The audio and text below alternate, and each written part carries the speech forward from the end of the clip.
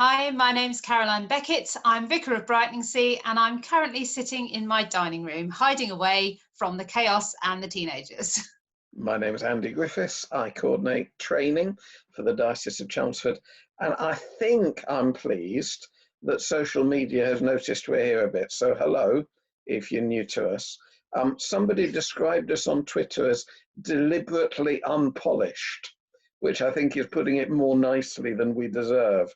I think we're just unpolished, not deliberately unpolished.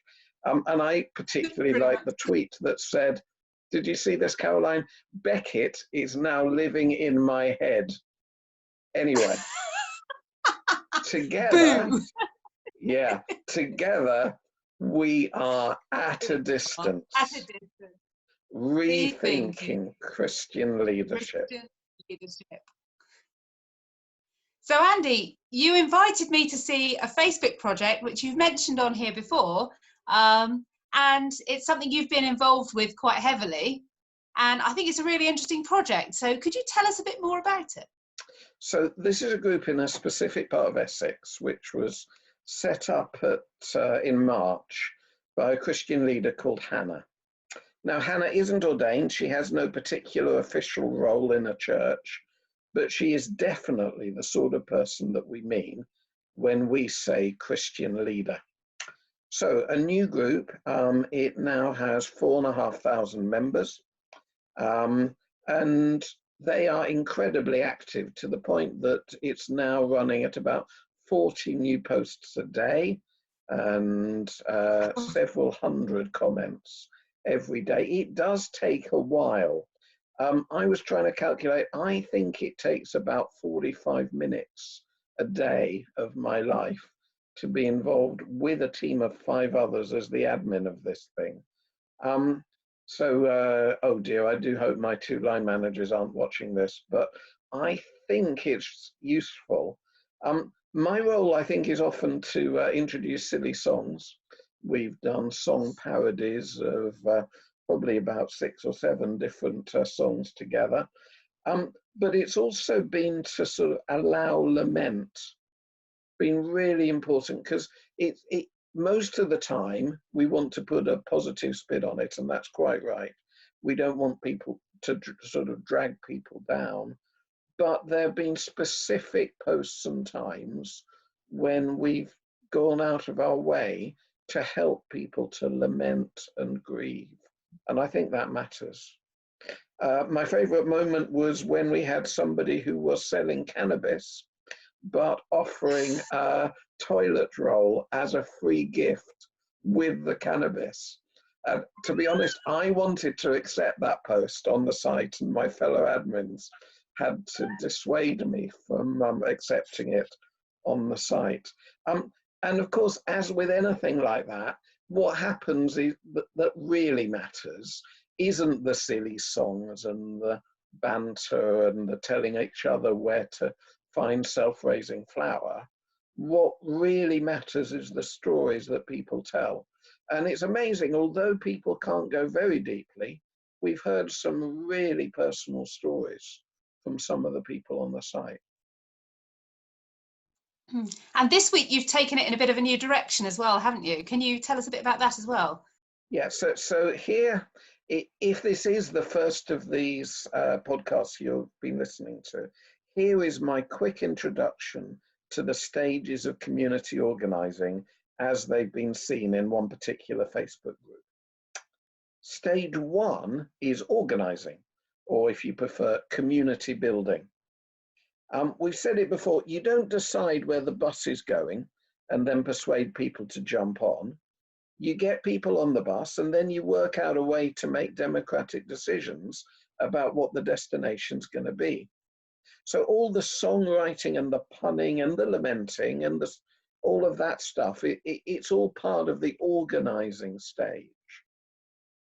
And then comes the listening. Once people trust each other a bit and have realized that others aren't going to judge them, they can start telling stories about how they feel and what they care about. And then you can start to move into planning a bit, But planning stage 3 of the community organizing journey is simply the stage that happens when you've listened and before you act. So on Monday of this week, here's the post that I wrote on this Facebook page. I know this isn't brilliant podcasting, me just reading out loud something I've already written, but here we go. This is what I said. I said, so here's the thing. Lockdown is definitely not nearly over, but it does feel like a gear change this week. So I thought it might be time for me to restart some conversations that we were having on this page about 5 weeks ago when I said it was too early to think about post-virus. The question is this: how can we make some pledges now that will make Chelmsford a better place, both now and in the future? PLOC stands for Pattern of Life of Chelmsford Citizens, if anyone has a better acronym. Well, you and your terrible acronyms. Yeah, they're terrible. Yeah, I know. And I said at the time, if anyone has a better acronym, let's use that. I said, I'm imagining that PLOC would have about 5 commitments that we could all pledge to do. They'd need to be fairly specific, so be kind is too vague, but not too specific. We will all do the shopping for a vulnerable person at least once a week is too specific and unsustainable. They wouldn't be enforceable, including by means of guilt or shame, but they might be significant in our lives. So that's my proposal, I said. There are 4,500 of us in this group. We've been weeping together and signposting services for each other and writing silly songs. And if just 10% of us pledged to the PLOC and then lived accordingly, we can make a real difference. Of course, this post may not get traction, fair enough, but I'm really hoping people start contributing possible commitments below. As always on this group, no partisan politics in any direction. One last thing, I wrote, if you're still reading. Do you know the story of the starfish? Little boy was walking by a beach with his parents when he saw that thousands of starfish had been washed up and were dying in the harsh sunlight. So he picked up one and threw it in the sea. What's the point of that? Asked his dad. With so many starfish here, you can't make a difference. Well, said the boy, I made a difference to that one. But his mum was on a smartphone, getting in touch with a marine biologist she knew. Quickly, she established that illegal fishing had changed the currents to the detriment of local species. She got in touch with a local group of citizens who contacted their MP, whom they persuaded to put pressure on the fishing companies. So no more starfish got washed ashore. And the point of the story is, it would be great if we both chose things that we can do as individuals and things that require us to work together to sustain local organizations and help them work with one another, perhaps even found new organizations. I don't know. Right, and this was the end of my post. I said, over to you. What do you think? And what did they think? Well, first of all, they thought the acronym PLOC was silly. So they changed it. Yeah, they changed it to the Chelmsford Citizens Pledge. But they suggested 45 different things that we could pledge to do. 45? Yeah, with some duplication, to be fair. So now what I'm doing is I'm getting us to vote on them in a sort of makeshift World Cup of ideas. But I'm trying to make sure we keep telling stories and listening to each other. What I'm doing is I'm actually tagging people and saying, such and such a person, what do you think when the conversation dries up? Because I'm trying to keep this as local planning that flows from listening, not heroic planning that's one person's good ideas. What I think we'll end up with is a commitment to take certain attitudes like smiling and saying hello, and a commitment to join local organizations, and a commitment to pool our power to call the authorities to account. But, well, it is real democracy, so I'll just have to see where the votes go. So in our last episode, we were talking about planning and power, and you were saying you've often been uncomfortable with talk of power in churches. Yeah, because didn't Jesus give up his power? And yet, yeah, I've often found it difficult that community organizing is proposing power as a solution to injustice. I mean, there's that saying, surely power tends to corrupt. Absolute power corrupts absolutely. Yeah, but let's be clear, power tends to corrupt. It's not guaranteed to corrupt, and helplessness can be equally corrupting. And it's there, you can see it when people really believe that they're completely helpless, that nothing they do will make any difference at all, then that helplessness manifests itself in these acts of seemingly mindless vandalism, and the idea of sort of sticking it to the man without any clear sense of who the man is or the woman is or how things work. And I mean, the riots that we had in some of our major cities, when they actually interviewed people who were rioting, who were throwing bricks through windows and so on, they really struggled to articulate what it was that they were protesting and what it was they were hoping to accomplish. It was a sort of an overflowing of that helplessness into anger. And it did create change, but it did it in a kind of roiling and misdirected fashion. And they didn't use the platform that they had to really make the changes that they needed to see or to tell their stories. And so the idea is that helplessness can lead to anger, but if that anger is misdirected, it does as much damage potentially as power misused. And the church version of this is, I guess in the last couple of weeks in church circles, we've seen some people who feel powerless and perhaps their sense of powerlessness has led them to be a little destructive in some of the conversations going around the church at the moment.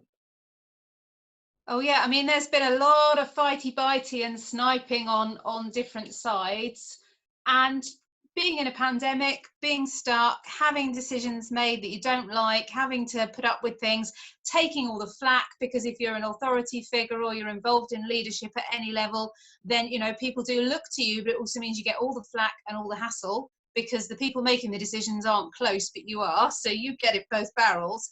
And you get trapped, and there is this sense of being helpless. And I know that a lot of leaders are really struggling with that, and there has been a lot of lashing out at each other as to how each other are dealing with it and coping with it, and the directions that they're going in. And I suppose the church version of this, even when we haven't got a pandemic making things 100 times more intense, even when we haven't got that, you get people in churches, you know, you get that one person who seems to complain or sabotage everything. And it's worth thinking about why. Why do people do that? And it may not be because they're a horrible person who just likes being difficult. It may be because they're being difficult because they're feeling powerless or they're feeling unheard. And sometimes listening to people and giving them the power to express the change that they want to see, if it's good and positive change, can harness that anger, and that anger can provide a huge amount of energy to go in a particular direction, because energy is needed, and anger is the energy, the fuel of community organizing. So I think as Christians, we do give power a bit of a bad press. We do focus on Jesus giving up his power and self-emptying, and we forget that when Jesus washed the disciples' feet, as I said in an earlier podcast, that was because he knew that all authority had been given to him in heaven and earth, and he'd come from God and he was going back to God. And so he took off his outer garment, wrapped a towel around his waist, and began to wash feet, because there was that balance of power and humility. Jesus wasn't powerless. He was choosing to give up power from a place of power. And we read that God is flinging down the mighty from their seat. We have that in the Magnificat, but we forget the counterpoint, that also involves lifting up the lowly. And where are the lowly being lifted up to? Well, perhaps that vacant seat of power that the powerful have just been thrown down from, the seat that's just been vacated. And in one of Paul's few references to the kingdom of God, he tells us that it's a matter not of talk, but of power. And so when community organising aims for power, it's always power with not power over. Power itself is pretty neutral. I mean, you can't really do anything without power. Now, Alexander Hamilton the one is a in good example. the one Yeah, the one in the musical. Yeah, The one who's not throwing away his shot. that one. But he defined power, the real Alexander Hamilton defined power as the ability or faculty of doing a thing. So literally the ability to do stuff. That's what power means. And if we don't look to hold power, then others won't hesitate to take it. If we're not taking our places, then other people will take those places. They won't just sit vacant, because that's not the way the world works. And so disorganising and reorganising is actually a key principle of community organising. And it's arguably more healthy than the sort of entrenched models that we have, sometimes hereditary leadership models, and sometimes really embattled hierarchies where one person's trying to hang on to power and other people are trying to surge up and grab it. And that shouldn't happen in community organising, because we organise according to purpose in order to get things done.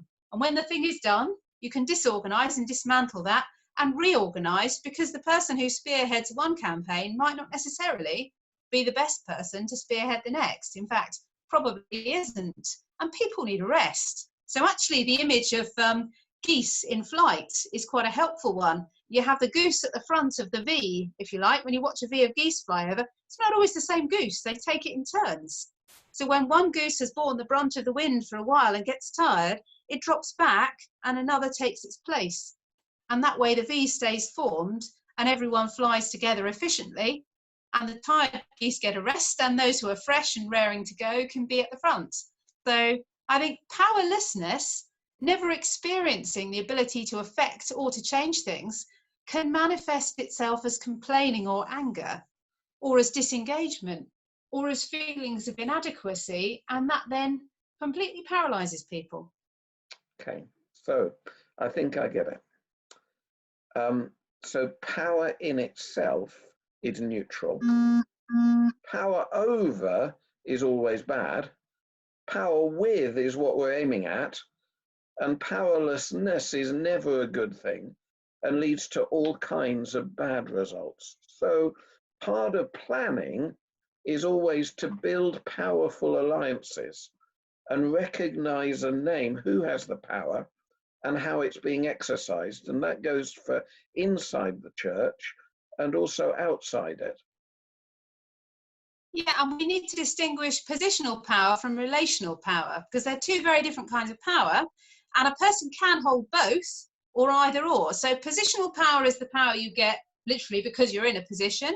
So because you are an elected leader, or because you're the boss of a company, or because you have influence or expertise in a particular scenario. So you have a position of power.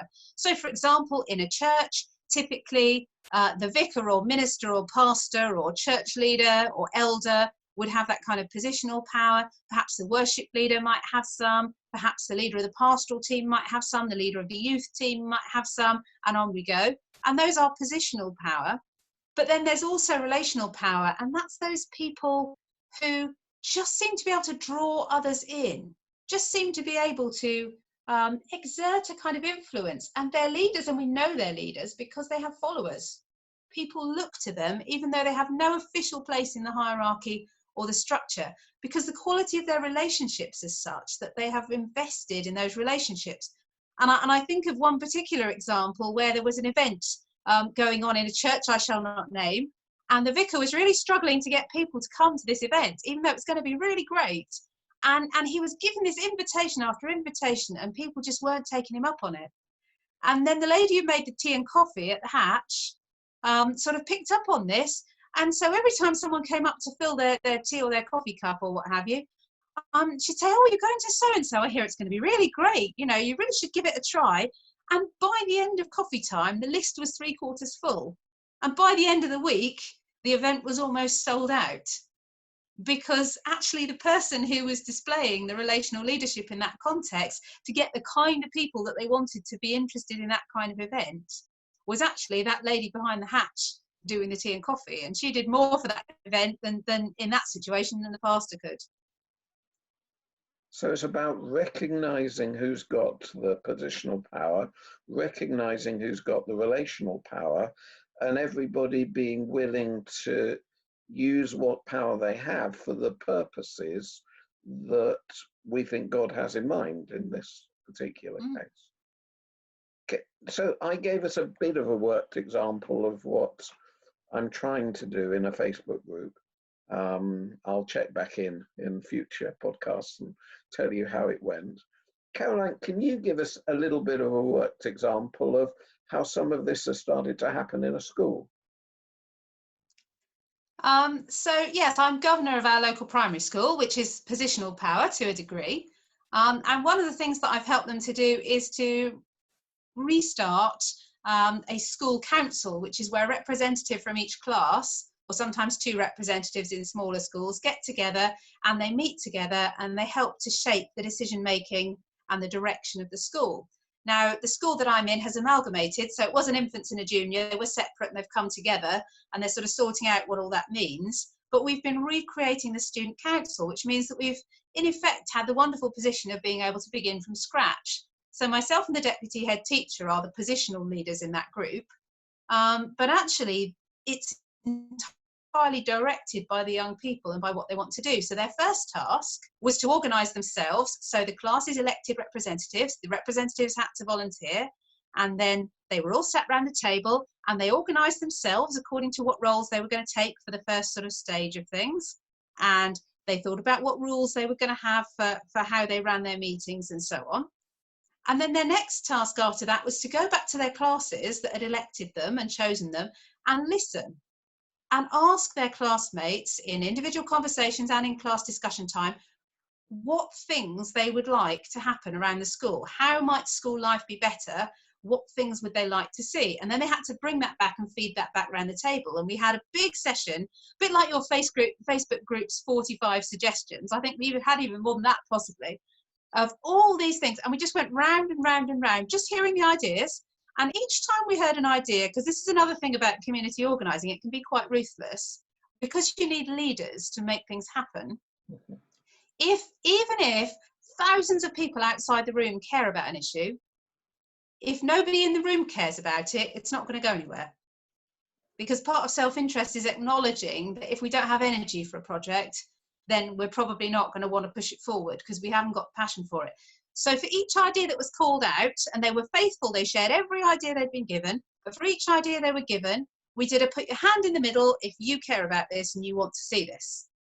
So some ideas, every hand went in the middle, and some ideas maybe one or two, and some ideas, you know, a few more. And I was just sitting at the sideline, just keeping track of which ideas got the most votes. And at the end, we went back and we looked through and we pared it down to about 5 things that were really, really popular. And then what we did next was we broke them down a little bit smaller, and we thought, okay, so what can we accomplish now? What would be our quick win, our good start? What can we maybe accomplish later, but we need to build up to, and we need to know each other better, and we need to be better connected to do? And what might be a really, really long-term project that maybe we can't do now, but the phrase we always use in school council is, we can't do this yet. Not we can't do this, but we can't do it yet. So our first project we decided we were going to do, the children all really wanted to have fresh fruit during their break times.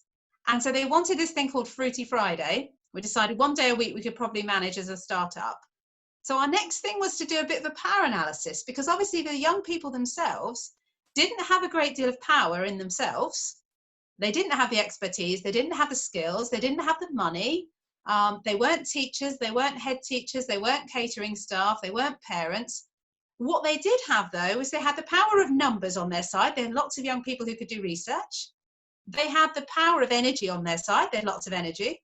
They had lots of willing hands, and they had pester power. Never underestimate the pester power of a group of young people.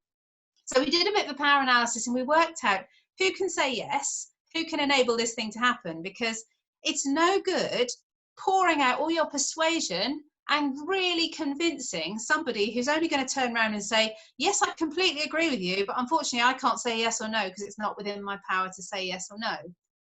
So the first thing you do to not waste your energy is identify who's your yes person, who do you need to get to? And if you don't immediately have a connection with that person, then you've got to work out who are we connected to, who can help us to get a connection to the person that we want to get a connection to. So the kids figured out pretty quickly that the person who had the biggest power of veto here, actually in operational terms, was the lady who ran catering. So they did a bit of an action on the lady who ran catering. So they used who they did have in the room, which was the deputy head teacher, and said, would she go with 2 of them as a delegation and ask the lady who was in charge of catering in the school if she would come and meet with them. So they did, and she came. And they put their idea to her, and they asked for her advice, and they asked for her participation. And she gave them some research to do and things they would have to find out and things that they would have to do for their side of things in order to make it happen. And in turn, she committed that if they did their part, she would do hers. And she would train them in food hygiene, and she would help the volunteers, and she would set it all up, and she would clear it all away, and she would help them buy the fruit and help them work out a budget and so forth. And so they divvied it all up. They got a rota of students who were prepared to come and cut up the fruit, and another rota of students who were prepared to serve the fruit, and another rota of students who were prepared to deal with the money side of things. And they got that all set up. And then they had a 4th group that were doing posters. So each person was able to play to their strengths, and they elected, for the purposes of that project, a couple of leaders, main leaders, a leader and a deputy, and then they had a rota leader and a rota deputy, and then they had a finance leader and a finance deputy. And with that all in place, they were just on the verge of starting Fruity Friday. They were about 2-3 weeks away, and lockdown happened. So we haven't got there yet, but we will. It's all in place.